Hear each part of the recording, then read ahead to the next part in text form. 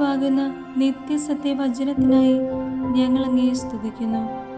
യേശുവേ, അങ്ങയുടെ പരിശുദ്ധാത്മാവിനെ നൽകി അങ്ങയുടെ മാഹാത്മ്യം കാണുവാൻ ഞങ്ങളുടെ ഉൾക്കണ്ണുകളെ തുറക്കണമേ. വചനമനുസരിച്ച് അങ്ങയുടെ സാക്ഷിയായി ജീവിച്ച് നിത്യജീവിതത്തിന് ഞങ്ങളെ അർഹരാക്കണമേ. ആമേൻ. യോഹന്നാന് ലഭിച്ച വെളിപാട് 18-ാം അധ്യായം 1 മുതലുള്ള തിരുവചനങ്ങൾ. ബാബിലോണിന്റെ പതനം. ഇതിനുശേഷം സ്വർഗത്തിൽ നിന്ന് വേറൊരു ദൂതൻ ഇറങ്ങി വരുന്നത് ഞാൻ കണ്ടു. അവന് വലിയ അധികാരമുണ്ടായിരുന്നു. അവന്റെ തേജസ് കൊണ്ട് ഭൂമി പ്രകാശിച്ചു. അവൻ ശക്തമായ സ്വരത്തിൽ വിളിച്ചു പറഞ്ഞു, വീണു, മഹാബാബിലോൺ വീണു. അവൾ പിശാചുക്കളുടെ വാസസ്ഥലവും എല്ലാ അശുദ്ധാത്മാക്കളുടെ സങ്കേതവും അശുദ്ധവും ഭീവത്സവുമായ സകല പക്ഷികളുടെയും താവളവുമായി. എന്തെന്നാൽ സകല ജനതകളും അവളുടെ ഭോഗാസക്തിയുടെ മാദകമായി വീഞ്ഞു പാനം ചെയ്തു.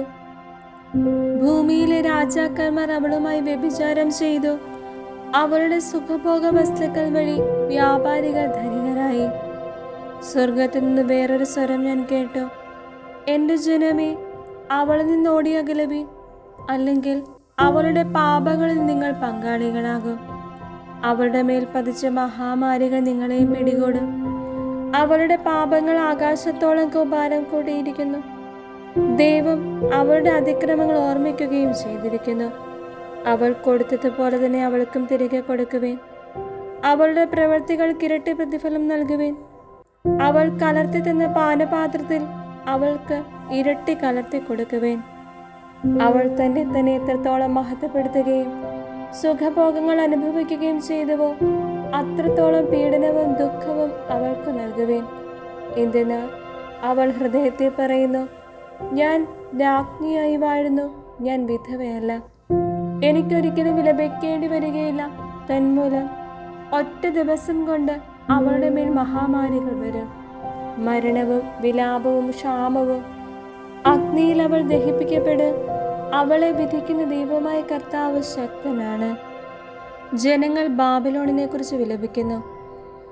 അവളോടത്ത് വ്യഭിചാരം ചെയ്യുകയും ഭോഗജീവിതം നയിക്കുകയും ചെയ്ത ഭൂമിയിലെ രാജാക്കന്മാർ അവൾ കത്തിയിരിക്കുന്ന പുക കാണുമ്പോൾ അവളെക്കുറിച്ച് കരയുകയും മലമുറയിടുകയും ചെയ്യാം. അവളുടെ പീഡകളെക്കുറിച്ചുള്ള ഭയനിമിത്തം അകലെ നിന്നുകൊണ്ട് അവർ പറയും, കഷ്ടം, കഷ്ടം മഹാനഗരമേ, സുശക്ത നഗരമായ ബാബിലോണേ, ഒരു വിനാഴിക കൊണ്ട് നിന്റെ വിധി വന്നു കഴിഞ്ഞുവല്ലോ. ഭൂമിയിലെ വ്യാപാരികൾ അവളെക്കുറിച്ച് കരയുകയും ദുഃഖിക്കുകയും ചെയ്യുന്നു. അവരുടെ കച്ചവട സാധനങ്ങൾ ആരും വാങ്ങുന്നില്ല. കച്ചവട സാധനങ്ങൾ ഇവയാണ്: സ്വർണം, വെള്ളി, രത്നങ്ങൾ, മുത്തുകൾ, മൃദുല വസ്ത്രം, ധൂമ്രവസ്ത്രം, രക്താംബരം, പട്ട്, സുഗന്ധമുള്ള പലതരം തടികൾ, ദന്തനിർമ്മിതമായ വസ്തുക്കൾ, വിലയേറിയ തടി, പിച്ചള, ഇരുമ്പ്, വെണ്ണക്കല്ല് എന്നിവയെ തീർത്ത പലതരം വസ്തുക്കൾ, കറുവാപ്പട്ട, സുഗന്ധവ്യഞ്ജനങ്ങൾ, സുഗന്ധദ്രവ്യങ്ങൾ, മീറ, കുന്തിരിക്ക്, വീഞ്ഞ്, എണ്ണ, നേരിയ മാവ്, ഗോതമ്പ്, കന്നുകാലികൾ, ആടുകൾ, കുതിരകൾ, രഥങ്ങൾ, അടിമകൾ, അടിമകളല്ലാത്ത മനുഷ്യർ. നിന്റെ ആത്മാവ് കൊതിച്ച കനി നിന്നിൽ നിന്ന് അകന്നുപോയി. ആഡംബരവും ശോഭയും എല്ലാം നിനക്ക് നഷ്ടപ്പെട്ടു. അവയൊന്നും ഇനി ഒരിക്കലും നീ കാണുകയില്ല.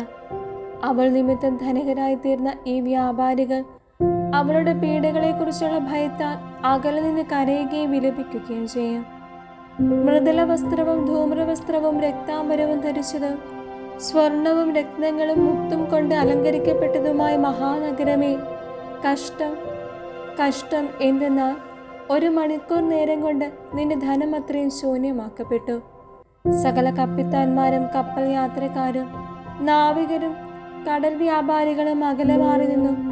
അവളുടെ ചിതാധൂമം കണ്ട് അവർ വിളിച്ചു പറഞ്ഞു, ഈ മഹാനഗരത്തിന് സദൃശ്യമായി വേറെ എന്തുണ്ട്?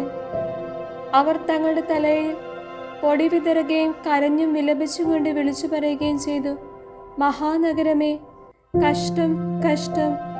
കടലിൽ കപ്പലുള്ളവരെല്ലാം നീ മൂലം സമ്പന്നരായി. പക്ഷേ 1 മണിക്കൂർ കൊണ്ട് നീ നശിപ്പിക്കപ്പെട്ടു. അല്ലയോ സ്വർഗമേ, വിശുദ്ധരെ, അപ്പസ്തോലന്മാരെ, പ്രവാചകന്മാരെ, അവളുടെ നാശത്തിൽ ആഹ്ലാദിക്കുവിൻ. ദൈവം നിങ്ങൾക്ക് വേണ്ടി അവൾക്കെതിരെ വിധി പ്രസ്താവിച്ചു കഴിഞ്ഞു. അനന്തരം ശക്തനായ ഒരു ദൂതൻ വലിയ തിരികല്ല് പോലുള്ള ഒരു കല്ലെടുത്ത് കടലിലേക്ക് എറിഞ്ഞിട്ട് പറഞ്ഞു, ബാബിലോൺ മഹാനഗരവും ഇതുപോലെ വലിച്ചെറിയപ്പെടും. ഇനി ഒരിക്കലും അവൾ കാണപ്പെടുകയില്ല. വീണ വായനക്കാരുടെയും ഗായകരുടെയും കുഴലൂതുന്നവരുടെയും കാഹളം വിളിക്കുന്നവരുടെയും ശബ്ദം ഇനി ഒരിക്കലും നിന്നിൽ കേൾക്കുകയില്ല. കരകൗശല വിദഗ്ധരാരും നിന്നിൽ ഇനിമേൽ കാണപ്പെടുകയില്ല. തിരികല്ലിന്റെ സ്വരം നിന്നിൽ നിന്ന് ഉയരുകയില്ല. ഒരു ദീപവും ഇനി ഒരിക്കലും നിന്നിൽ പ്രകാശിക്കുകയില്ല. വധൂവരന്മാരുടെ സ്വരം ഇനി ഒരിക്കലും നിന്നെ കേൾക്കുകയുമില്ല. നിന്റെ വ്യാപാരികൾ ഭൂമിയിലെ ഉന്നതന്മാരായിരുന്നു. നിന്റെ ആഭിചാരം കൊണ്ട് സകല ജനതകളെ നീ വഞ്ചിക്കുകയും ചെയ്തു. പ്രവാചകരുടെയും വിശുദ്ധരുടെയും ഭൂമിയിൽ വധിക്കപ്പെട്ട സകലരുടെയും രക്തം അവളിൽ കാണപ്പെട്ടു.